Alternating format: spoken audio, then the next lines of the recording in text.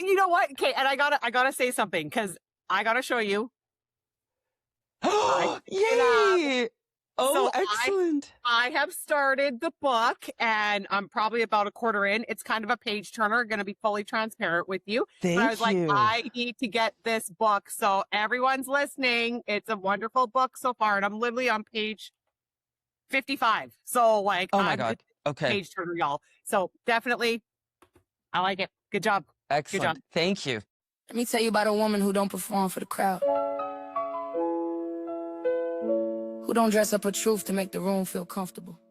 And welcome back to another episode of the Unbreakable Podcast on the Unbreakable Podcast Network. Today, I'm really excited to have my very good friend, Denise Dmitruk, back from Saskatchewan.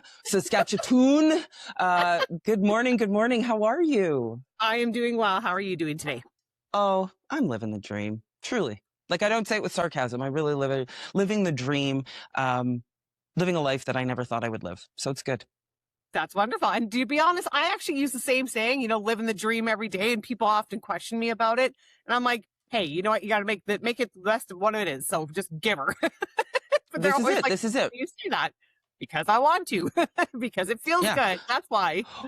Well, and not only that, but I think that there have been some times for you that were not living the dream, where you were living somewhat of a nightmare. And so, you were on our podcast like a long time ago, like when we first launched, and we had like 30 minutes, and it was the most rapid fire podcast of life. And what's really interesting, I think we were talking about this before we got into production, and it was that, most people don't have to listen to this podcast on 1.5 because we literally talk at 1.5. So maybe today, given that we're here and we've got some time, we can slow her down a bit. But why don't you give our listeners and our viewers a little bit of an overview in case they haven't yet heard your story?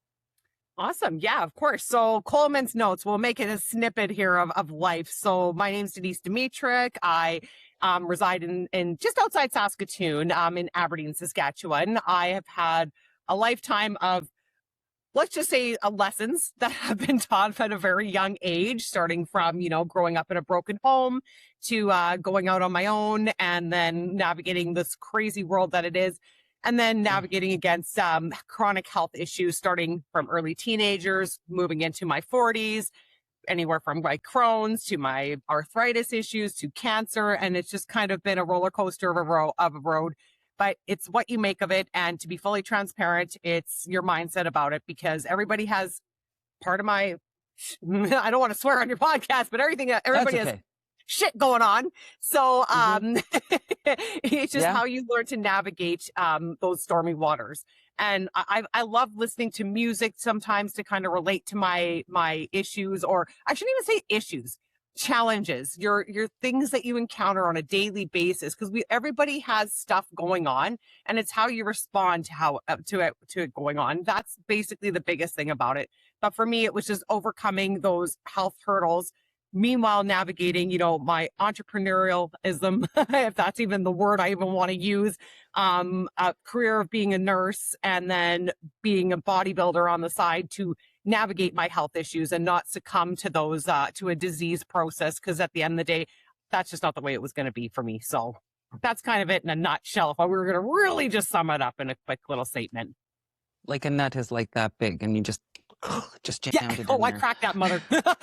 I cracked the Well, and I think the thing too that is just so powerful is that one of the things that I love about you, Denise, is that you bring this power with you because you're not defined by the things that you have experienced in your life. They're just there. And that resonates with me, right? Because it's very interesting. Like, as I was writing Unbreakable, you kind of look back and you're like, oh, like, I guess if that was anybody else, I would be like, that's weird. Like, my daughter and I were having a conversation yesterday, and she was like, we had this like thing with her car, and I put it in my garage so that we could street sweep while she was away doing something over the long weekend. And I was just super chill about it. And I was like, yeah, it's fine. It'll be what it'll be. I'll park on the driveway, whatever kind of thing. And she was feeling anxiety over that because she felt like, oh man, I'm taking my mom's spot, and all these different things. And so yesterday she was like, yeah. She's like laying on the floor in my office in the sunshine with the dogs, and we're, kind of winding the day down. And she's like, yeah, you're so chill. And I thought about it, and I said to her, I think what it actually comes down to is that my mindset has changed as I've evolved. And I think a lot of that is bodybuilding, because it's like you look at it and you're like, you spend so much time thinking and acting and doing, and like, it's a present sport. Like, you have to be present in order to be successful. Because if you're not present, you mess up your calories. You don't have mind muscle connection. You miss a couple of minutes of cardio every day. You're prioritizing things that aren't important.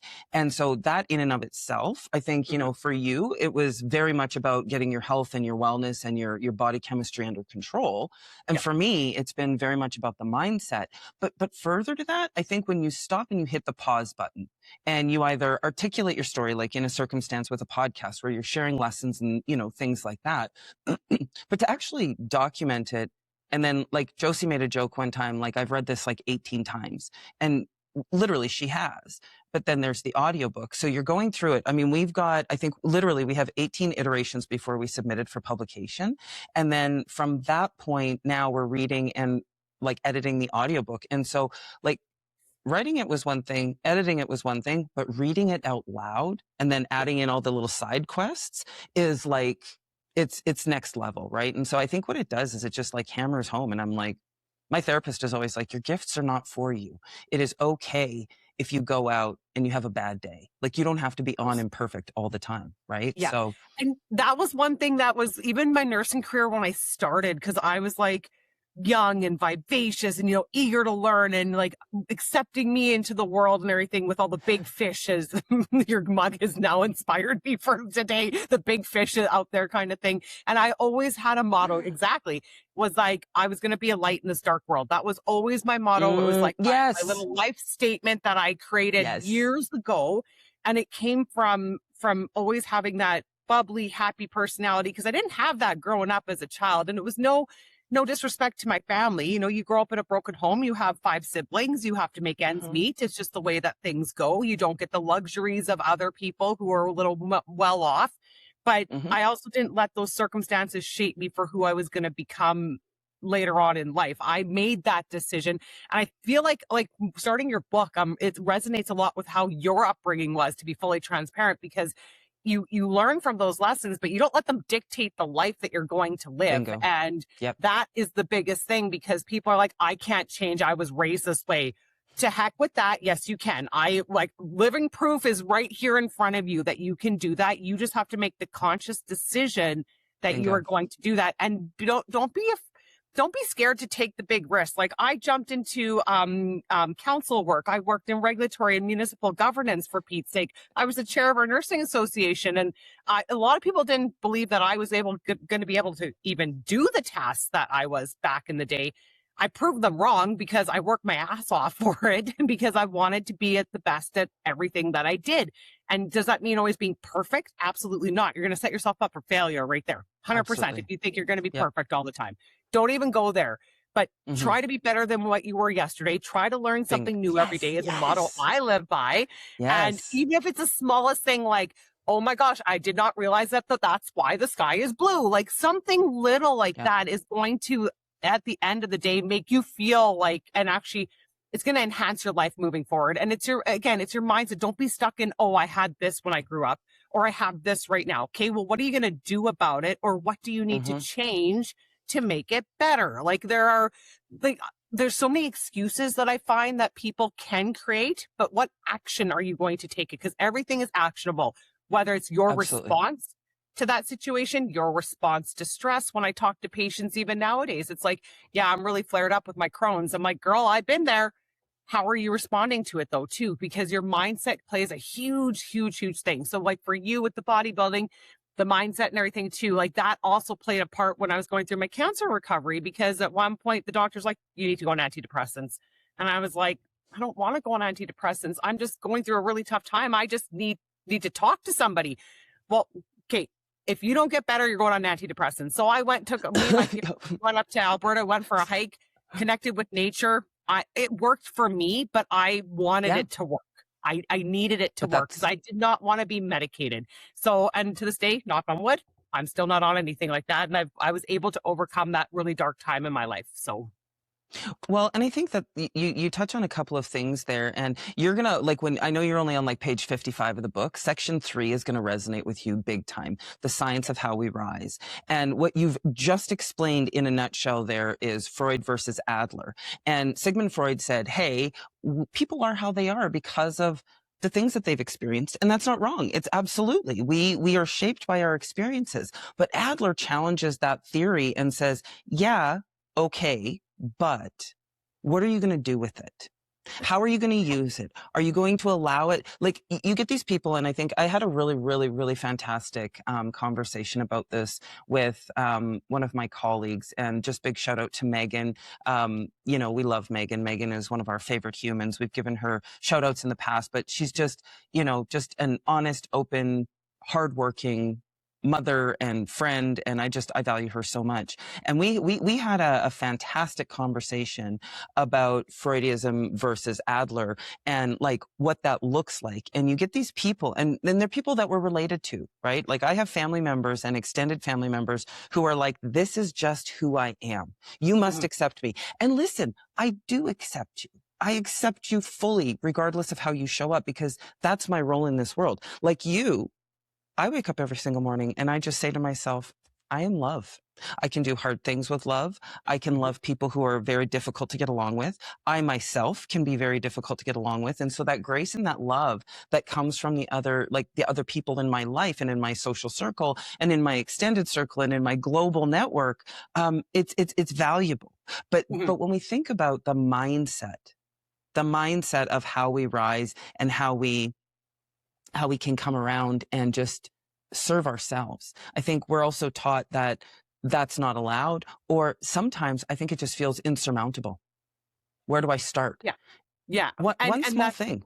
That exactly. One small step is what people need to take. And that's what I even tell, like, even nowadays when I'm talking to, even if it's my, like a family, a sibling, like whatever it is, it's like, okay, you have all this stuff on your plate right now. What bite are you going to take off first? Because at the end of the day, your plate's still full.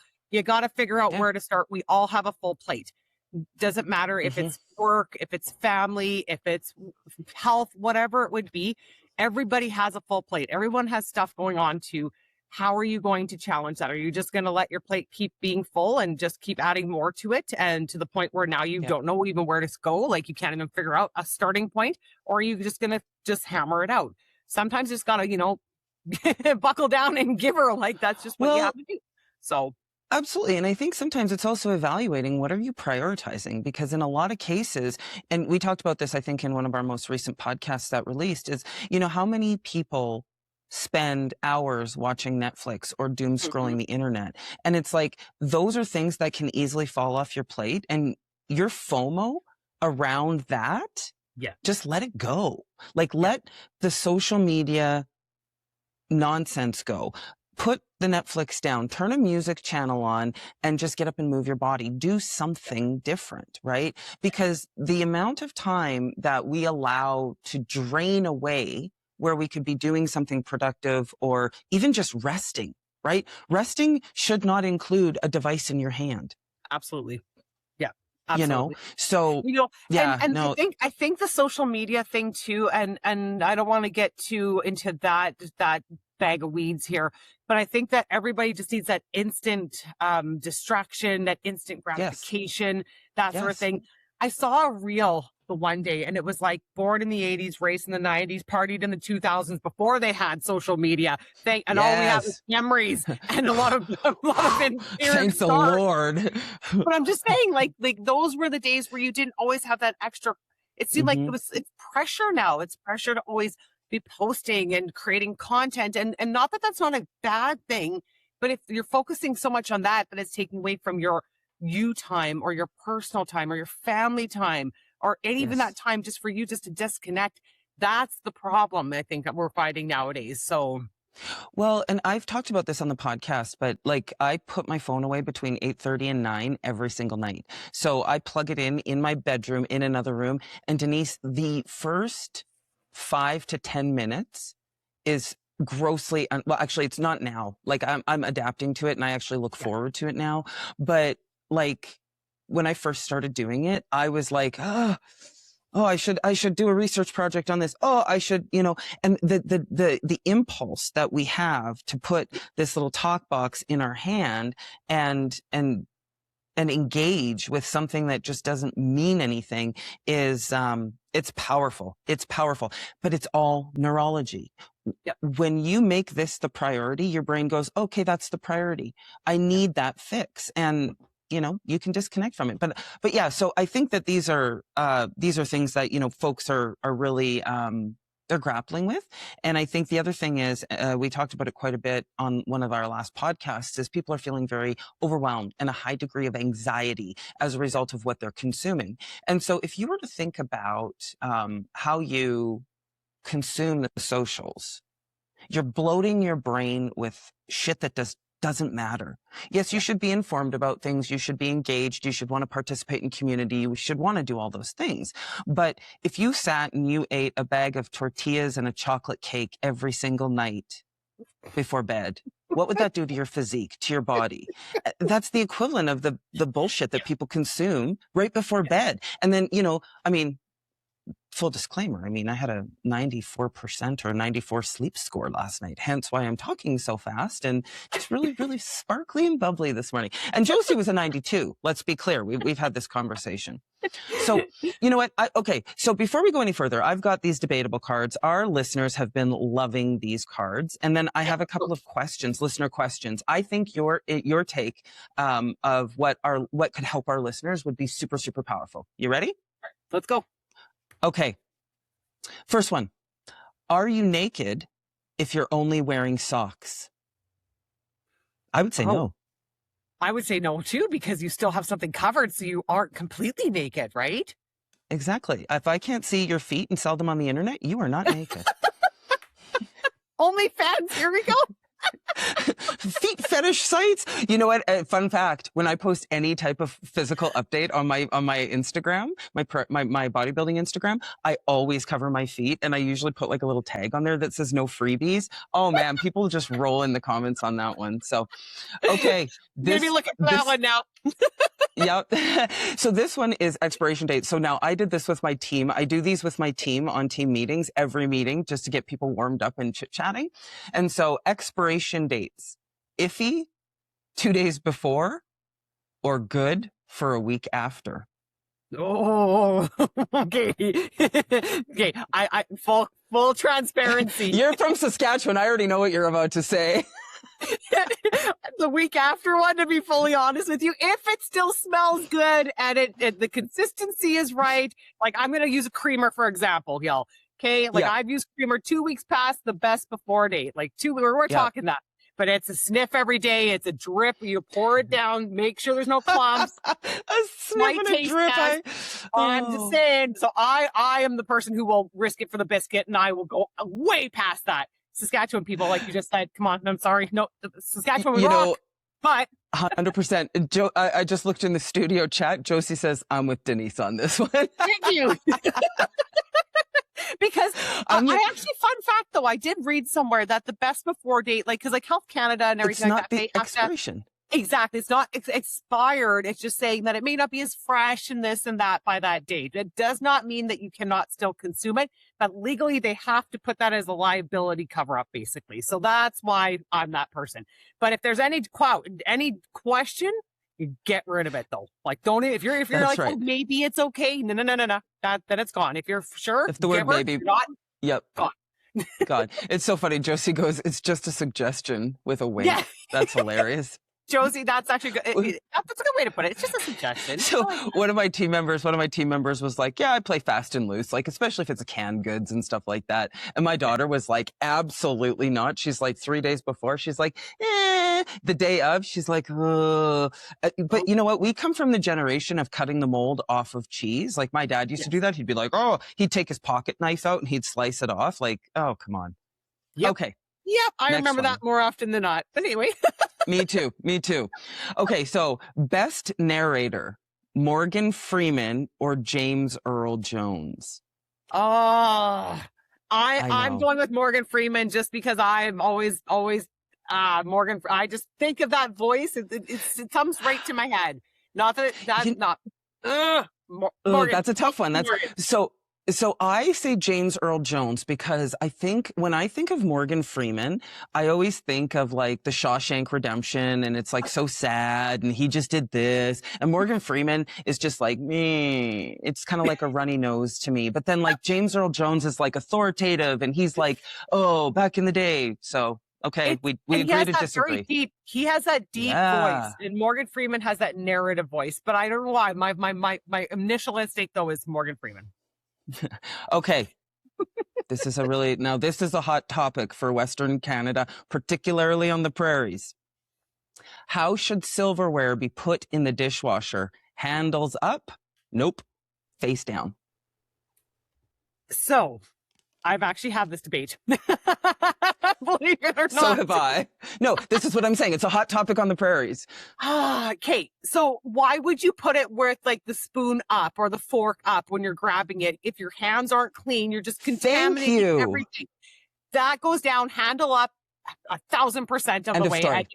And then the debate I got back was, well, your hands should be clean anyway. Well, did you wash your hands before you went to unload that dishwasher is the real question. Because how many people do that? Like, real talk. I do. I mean, I do, but it's because my dad was like diligent about that. But that was the thing. Like we didn't have, I was the dishwasher. So it was always handles down, like handles up. I am the dishwasher.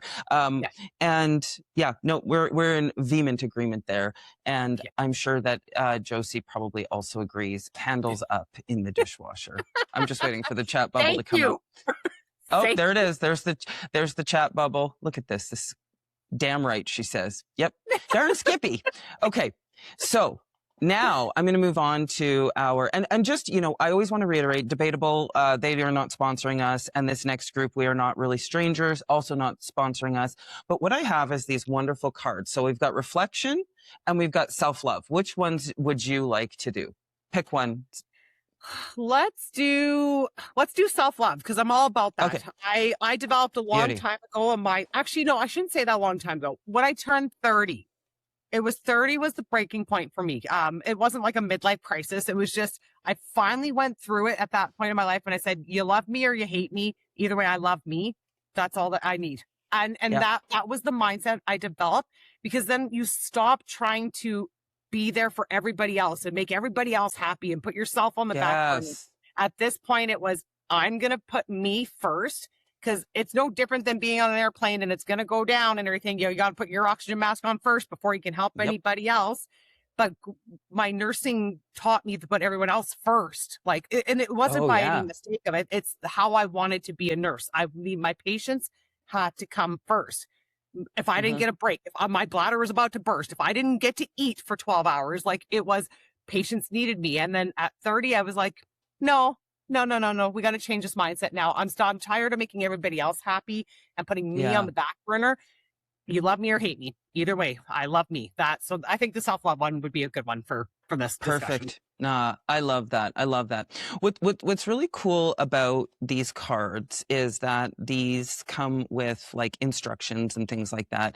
I've got like, they're all over the place here and they're reflective, right? Like they intend to give you, you know, thoughts in terms of challenging your thinking. And what you'll probably have noticed as you've been going through Unbreakable is that we also have, you know, our first threads in there that actually challenge people to take the content they've read and apply it immediately. Don't sit with it and just never use it. I mean, that's such a wasteful thing to do. So in this deck, though, really good part of your book, by the way, I was going to bring up about the first threads. I'm not writing them down, but I mentally are answering the questions as I read them. I'm like, okay. And some of them I can't answer. I'm going to be fully honest, but I'm like, I'll come back to that. It's going to come back. I'm going to let me simmer on that one. So Well, you're going to really love section 6 because section 6 is all a self-improvement, like it's a module that it's got the 6 pathways in it, all the resilience, reflection, and then planning and looking forward, how you're going to make your legacy. I think you're going to chew that up and just enjoy the heck out of it. And one of the things that I've been telling people about section 6, like I gave one to a school teacher and she teaches grade 4 and 5. And I said, take these exercises and do them with the children. Like everything can be scaled according to, whether it doesn't matter the age of the person, you just kind of have to adapt the content. And I largely want to believe that people who are reading it are smart enough to be able to do that. So it is not rocket science. Okay, so inside of this card deck, we have kind of the cards, but the pink ones are wild cards. This pink wild card has come up actually 3 times, and I haven't put it out there. I'm going to put it out there. It's a challenge for you, Denise, and it's a challenge for all of our listeners and our viewers. The wild card is, who's done a great job at loving me? And then what the cue says, send a picture of this card as a thank you. Okay, well, we're not obviously going to do that. I want you to text somebody who has done a great job of loving you. And that doesn't have to be somebody who is like right today. It could have been someone in your past. It could have been someone who gave you a hand up. Let's not forget the people who make us great. And so I'm going to put that one down. But now, let me get a question. So that's our takeaway.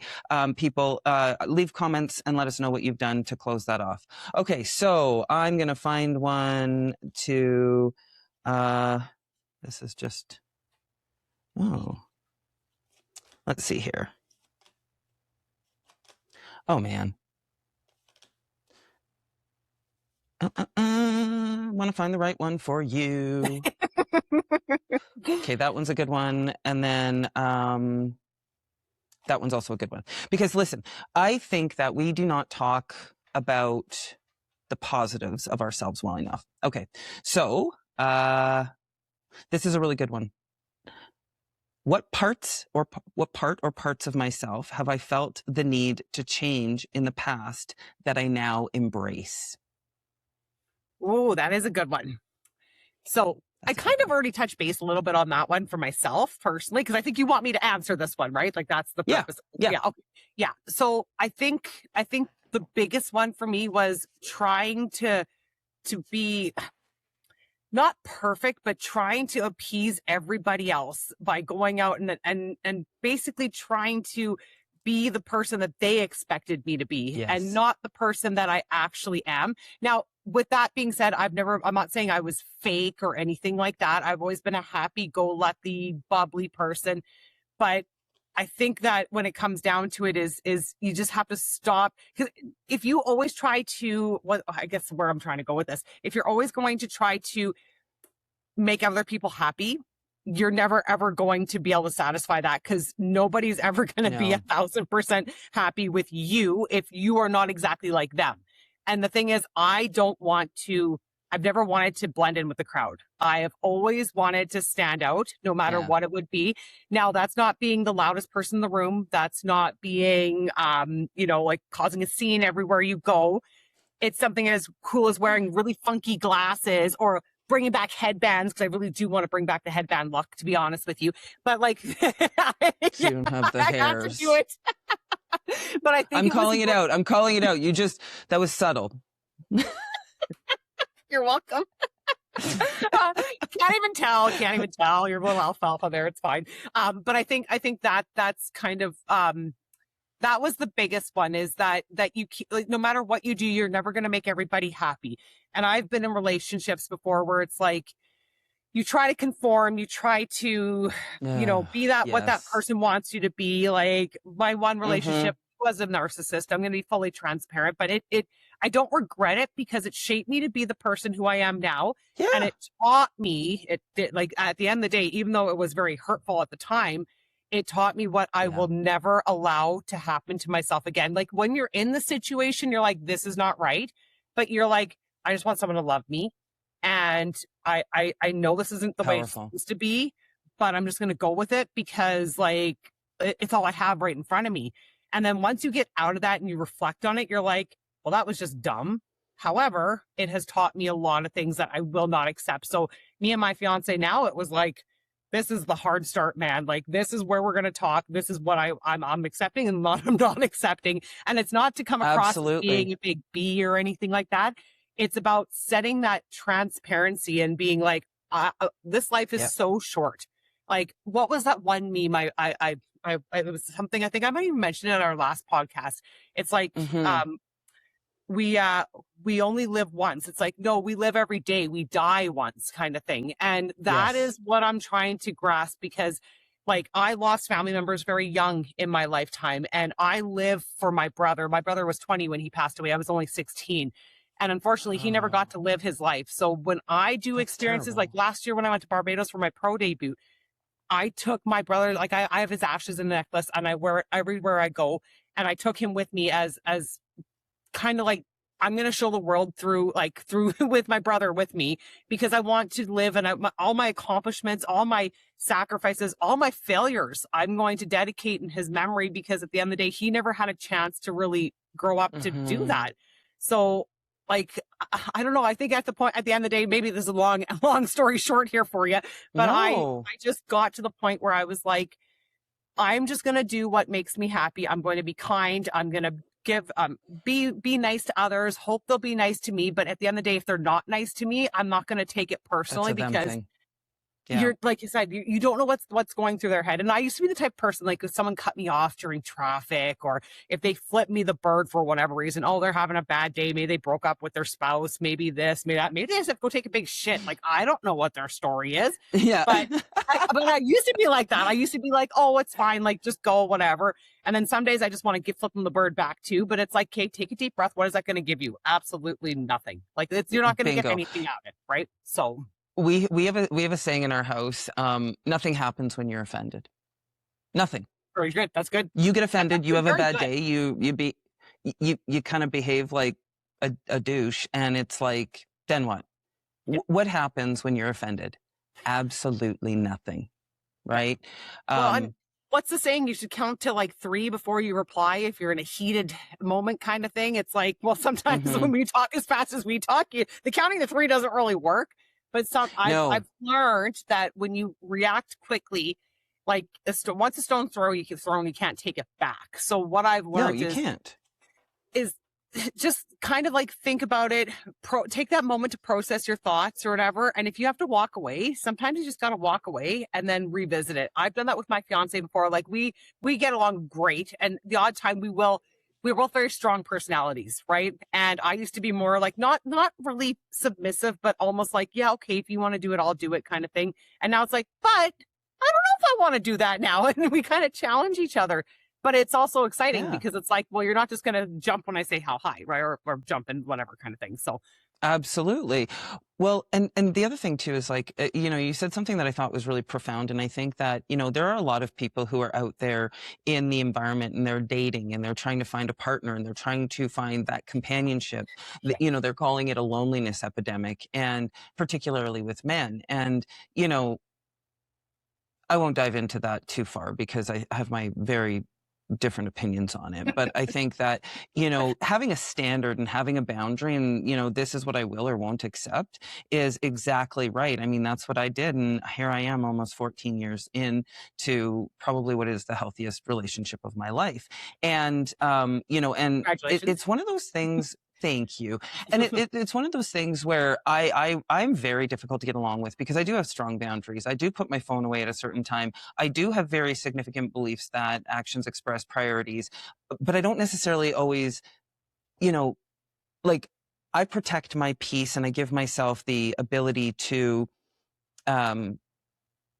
take my downtime, to have my rest time, to do the things that serve me. And I think that this is the part of me, there's the people pleasing part. And I can tell you that the fawn inside of me goes absolutely ballistic at certain points. She still lives there, and she's just not nearly as fragile, because, the lion that lives inside of me, she's pretty powerful. And, so, what parts of myself have I felt the need that, I've changed myself a lot in the past for other people in relationships that ended up being very abusive, physically, mentally, emotionally, psychologically, things that I've had to spend years teasing out and pulling back from. So my ability to, let me hit the pause button there. My desire to be a people pleaser is non-existent. My internal dialogue just simply will not tolerate that. The secondary to that is, I am big and I am bold and I am a lot and I am good being that. And I'm going to be as big and bold as I need to be in this lifetime, because when you're put on this earth and you find your purpose, and your purpose is to be big and bold and bring the sunshine to other people and to lift other people up and to protect people, you're just going to do that. And I'm not going to suppress who I am because somebody else feels small in my company. That's not a me problem. As I say often, that's an issue, not an ish me.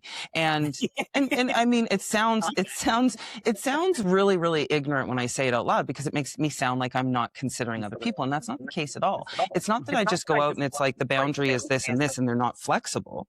Like it comes down to the fact that I'm going to flex to the point in which I think it needs to be flexed. I'm a very, very intellectual, smart individual, but I do believe that people take my enthusiasm for stupidity. They take my kindness for weakness. And you know what? I just think that's really cute. It's cute when people underestimate me. And you know what? Just go ahead. I know what I look like. I always tell people, listen, I don't glue hair to my face every single day for my benefit. I do it for yours, because otherwise this face would just look like it had 2 piss holes in a snowbank. My eyes are very small. But I also know, because I've lived this range of life where I was people pleasing and I was not fulfilling what I wanted to look like, how I wanted to be. As you get into the book, you'll see when I first started bodybuilding 16 years ago, I had a partner who told me, I think that's gross and women with muscle are disgusting. I won't be attracted to you. And I was like, bet. I am so fucking excited for that. Like, great. I was already on the way out.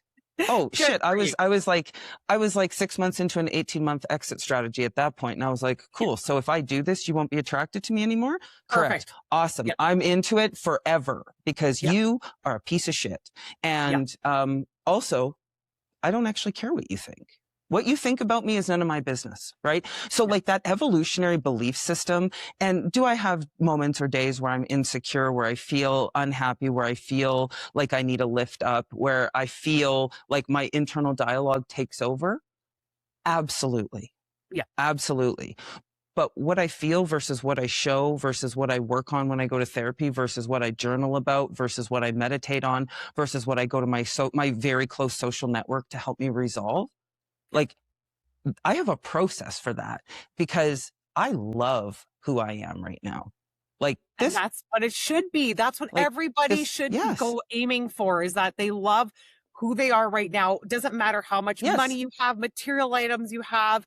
It doesn't matter that how many followers you have. Exactly. How many followers do you have? My last post, and like, it's like little things like that. And at the end of the day, like, it's, I say that a lot at the end of the day, but realistically, is it really going to matter though if you don't get all that social media attention? Like I've really toned it back a little bit myself too, because it's just so consuming, and you're never going to be satisfied because you don't know what the people on the other end. And the thing is, being behind a keyboard, I call them keyboard warriors. I see it all the time, like on our Facebook groups, like the traffic one we have here in Saskatoon. Oh my Lord. Yes. People on Facebook. If I ever see some like cheesy humor, I'll read the comments if I'm just having like a day where I'm just kind of wah. But like, you don't understand what going outside and just getting some good old vitamin D with the sunshine can do for you. Like, people just like, you have to take the accountability to make the change yourself. If you're expecting others to do it for you, you're setting yourself up for failure. It's just the way that it is. No. But you said a few good things there too. Like even just like with your old partner there and your bodybuilding and starting everything like that. The narcissist that I was with too, like, it's like, well, you're going to be intimate. No, lights are going off now. All of a sudden it's like, well, why did that all of a sudden change? Like, just because I have a little bit more muscle on me now? Like, you don't like, okay, thank you.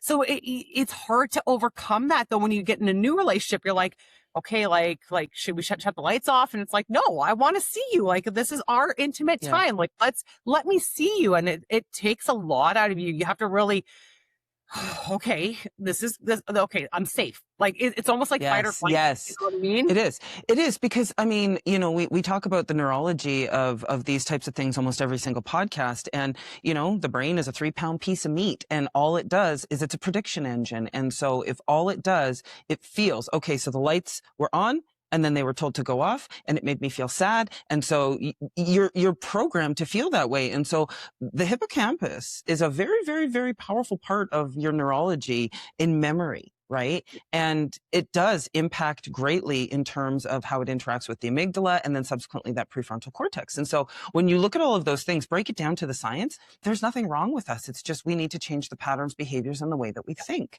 And it's really it's hard, man. Like, it's hard. It is. And it's one of those things where you just have to believe that what you're doing is the right thing. Now, here is the other part of it, though, is that this is where social media either makes you or breaks you or becomes too influential, because you have these people who have these pages and all they are is this empowerment stuff. And, you take it and you go right off the deep end. And it's like, oh, okay, the internet isn't the real world. You have to dip your toe into it. You have to get it to your ankles. You have to get it to your knees. You have to create the space for change to happen without cratering the things that are actually important. Because at the end of the day, when you go in to be a nurse, nobody cares what your identity is on the internet. No. They care, do you understand medical terminology? Do you understand how to assess somebody? Do you have a bedside manner? Do you make people feel comfortable and calm and safe in environments where they're not comfortable, they're not calm, and they don't feel safe?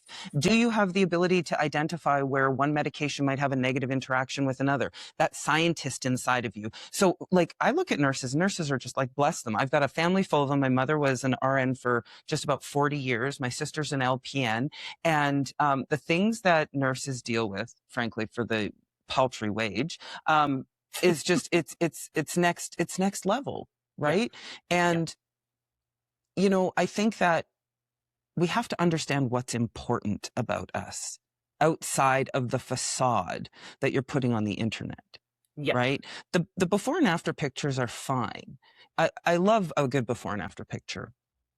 But what's really cool, and when I look back, I look at a before and an after picture of myself, and I can see the sadness, the weight of the world, the weight of my body. I can see where I was at that point in time.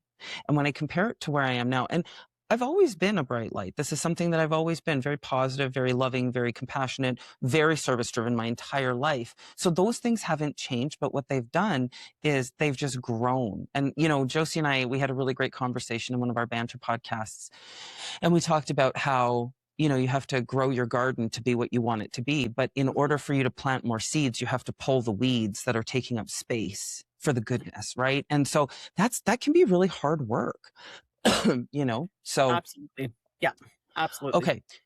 So we have a few more minutes. You got a few more minutes here, or you got a hard stop? Absolutely. Yeah.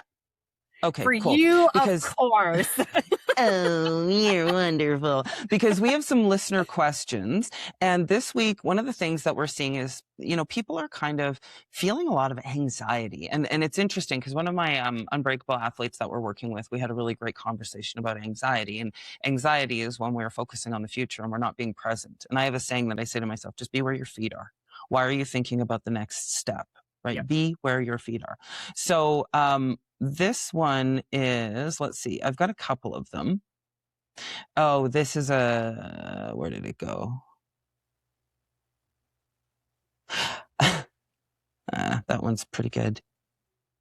So I've actually had a couple conversations with people in terms of rest. And this one I think is a really good one for you and I to tackle, because I think it's something that we've probably both had to learn. Why does rest make me feel anxious? Every time I slow down, I feel guilty or restless. I feel like I should always be doing something. Yeah.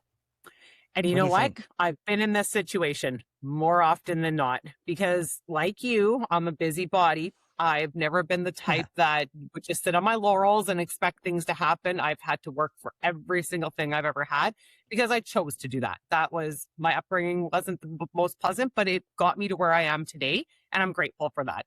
I think the reason why people feel guilty in those downtimes is because you're so used to such a fast-paced everything. Everything is fast. Everything is expected instantly in this, especially nowadays. Instant DoorDash, instant Amazon, instant Netflix, like everything is so quick.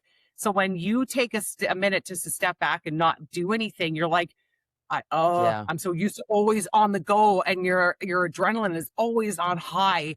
because you just don't even know how to even just suppress that. And you're like, what is it? Your CNS, your parasympathetic and your sympathetic nervous system.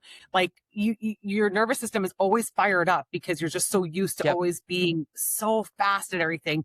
And I think the only way that you can really get over it, the only way I ever really got over it, when not feeling guilty for sitting there that weekend and just like reading a book or like going for a walk, or maybe sometimes it is just putting on the tube and just mindlessly watching whatever it is, just to give yourself that recharge. You work so hard that, like, where are we going to be? Like, when we go to that grave, because we're all going to get there at one point in time. That's are you going right. to take everything that you ever bought? Are you going to take your boats and your cars and your house and all your clothes and everything else like that? Are you going to take all that to the grave with you? Absolutely not. So what are you going to remember when you're like 80 and on that road down there, and hopefully you get to live even longer? But are you going to sit there and be like, wow, all I ever did was work. I never ever went on that fishing trip, or I never ever went to the cabin, or I never ever went to just go and go for a nice walk, like without anything, with no distractions, not my phone, anything like that. So it's hard. It's not easy. You can't just flip a switch, but you have to give yourself the grace that you deserve downtime, and you don't always need to be on. That on button doesn't need to always be sticking on there. Save some power, turn it off, recharge, and just accept that you don't always have to be going 1,000 miles an hour. That's just what you have to do. I agree. And I think that the other side of it is that there are generations who were told that they shouldn't rest, right? Like when you look at boomers were like, I'm going to clock in, I'm going to clock out, I'm going to sit and watch TV, football, baseball, WWE, movies, whatever. We're going to walk our dogs. We're going to do our things. Like, I think the boomers were very good at that. When I think about, Gen X, they fall into that, but then you start to get into the zillennial, like, so us, and then the millennials. And we were taught you must work really hard. You must get everything. You must get the greatest education. And that was when we started to see social media really rise up, and we started to see comparison. We started to see people. I actually wrote about it in the book that, I would sit there and I would do all the things, and I would just stack one thing on top of another, on top of another, on top of another, on top of another. And then I would go and I would write a Facebook post about how busy I was, what I did, what I achieved. And I would get little hero biscuits in the form of likes. And so my little hero biscuits eventually just started stacking up, and I was like, okay, so this is good. This is what I should be doing. I should be talking about my football practice. I should be talking about, all of the different emails that I got through today, because people were like giving me grace and praise for that. And I was like, well, I look back at those things now. I got to tell you, Facebook memories are both a blessing and a curse, right? Like, I try not to use Facebook too much because I feel like it's like a social graveyard. You kind of walk through there and it's just all politics and people's opinions. And I'm like, I don't actually, I'm not friends with you because I give a shit about your opinions on politics, frankly. Like, I don't care. Unless you and I are very politically misaligned and you don't believe that human rights are a thing and, all those things. But it comes down to, those memories come up and I see these things and I'm like reflecting. They come up and I'm like, I cringe because I'm like, that version of myself was striving for so much more. And it became an act of seeking validation. And as I say, pretty much every podcast, validation is for parking. And I say it every single podcast because I think we need to hear it again and again and again. And so for me, putting the phone away, plugging it in and putting it in another room and making myself inaccessible. That's number one. There will be times where I put my phone down and I just sit in my living room and look out the window. And I'm like, this is really like, I feel deep anxiousness because I'm like, I should be doing something. And then I will find something to do. I'll be like, well, look at the thin layer of dust over there by my plant. Like Sunday, I repotted a bunch of plants and I ordered a bunch of stuff and I threw things out and I cleaned and I dusted and I steamed my floors a couple weeks ago. And so it's like, but then when I sit down after I do all of that, I feel so good because it's like I've done the things that I kind of noticed and saw around. And so then I sit and I just like, I just sit. And I have people who, they'll say, well, I have a really good friend and she said to me last night, she goes, so what are you doing this weekend? And I said, training, sleeping, kind of hanging out. I don't schedule myself on the weekends because my weekdays are so brick by brick by brick by brick in my calendar. My calendar is overwhelming to look at for most people, but for me, it's like I just flow through the day like a fish going upstream because that's what I do, right? The salmon swimming upstream doesn't know that it's swimming upstream. It just knows that that's what it's supposed to get done, right? But then when that off button hits, I get into the gym at the end of the day. I am not responding to anybody. I'm listening to music. I'm nourishing my soul. And then when I come home at night, I'm just like this lazy little sloth that just kind of moves through the night and eats the food and watches the TV and walks a dog. And you know what I mean? Like, so like, I think rest is also, and downtime are also, they're unique to the individual, right? And so when they're unique to the individual, it doesn't mean that maybe gardening for you is rest. Maybe reading a book for you is rest. Maybe having a nap is rest. Like there's no template, I guess is really what I'm getting at, is that whatever you want these things to be, and guess what? They are. And I think also, sorry, I think I might have interrupted you here. No, please. I think the other thing too is for someone who's trying to learn that rest is okay. Like you said, like you'll be sitting there, oh, there's a little bit of dust here. Oh, there's this there. Oh, there's this. Maybe you need to slowly take baby steps. Maybe it's like, okay, so you're going to give yourself an hour every night where you're just going to shut everything off and just kind of give you your time, like meditation, breathing, whatever it's going to be. If it's mindless watching TV, whatever it's going to be. Avoid the doom scrolling. I really would suggest that because that is just going to raise your anxiety levels even more. Cortisol. My personal opinion. Yeah. But I think once you go through, like for myself, like I learned the real value of rest because like I nursed bedside for over almost 2 decades. Shift work, you didn't really rest. It was hard to rest. It was just like you tried, but you just couldn't. Yeah. But it was after my cancer treatments that it was an unspeakable.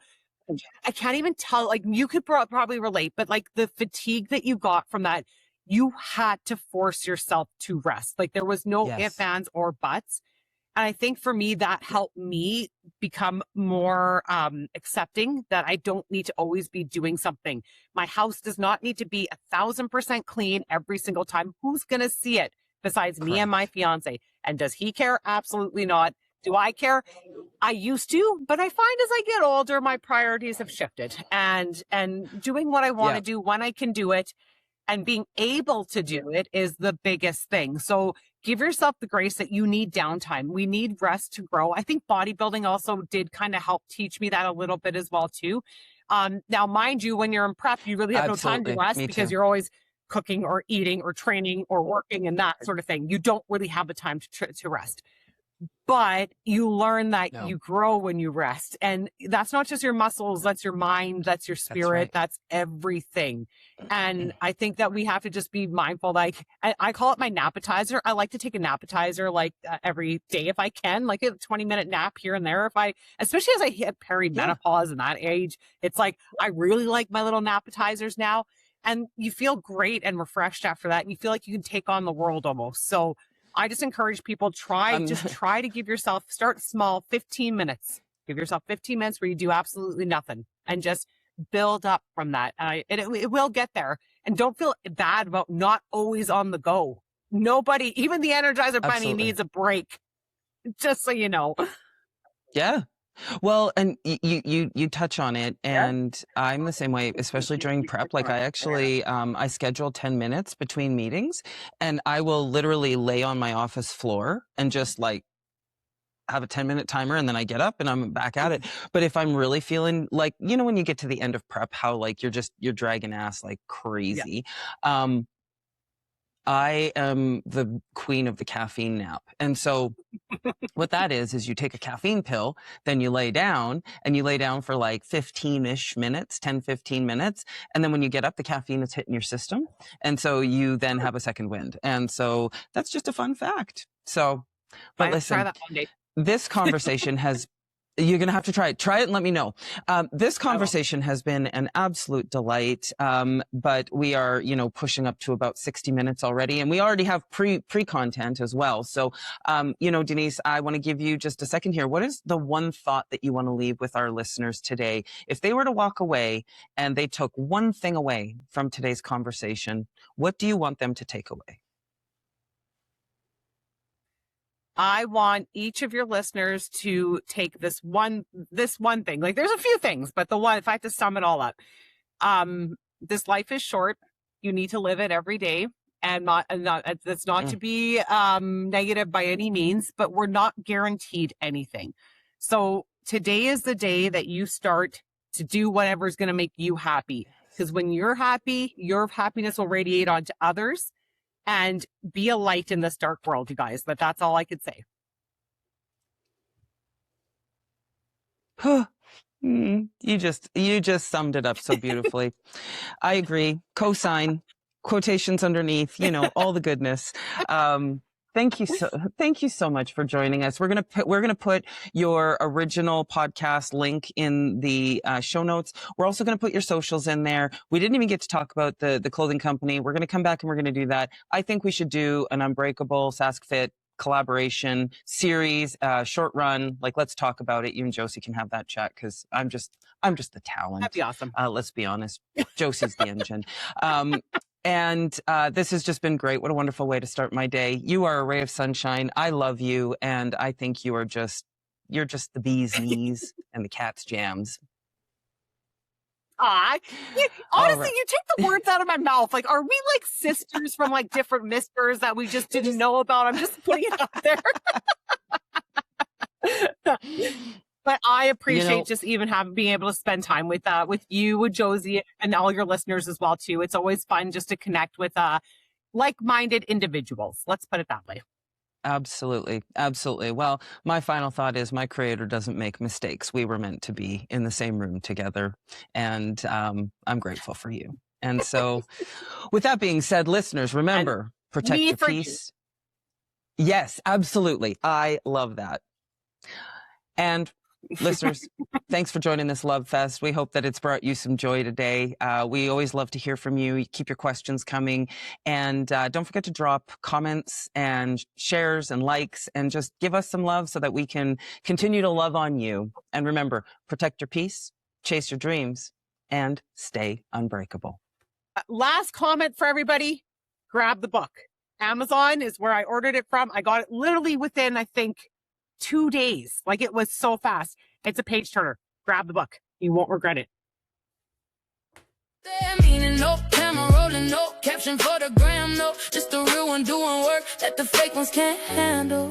Yeah, you see the difference. That's the difference. That's the difference. They want you filtered, polished, pretty for the beat. She shows up uncut.